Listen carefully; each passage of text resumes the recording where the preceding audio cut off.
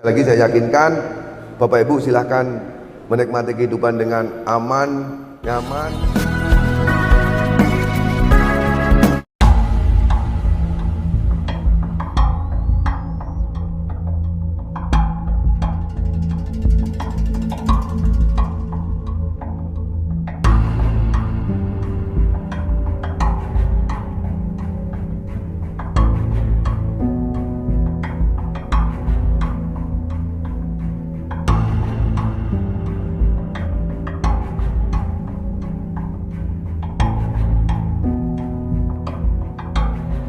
Jadi kehadiran kami di sini dari TNI Polri, yang pertama kami ingin meyakinkan bahwa saudara-saudara, Bapak Ibu yang beragama Nasrani merayakan Natal bisa merayakan dengan baik, nyaman, tentram, happy, tanpa berpikiran macam-macam.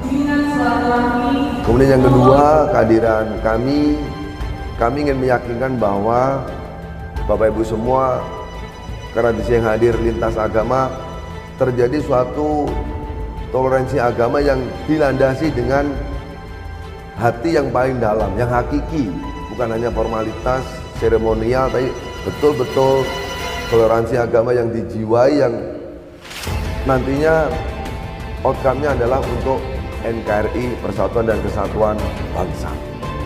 Ternyata di sini sudah cukup harmonis. Tadi alhamdulillah kami cukup bangga, senang bahwa ternyata toleransi beragama di Sulawesi Selatan bisa berjalan dengan baik.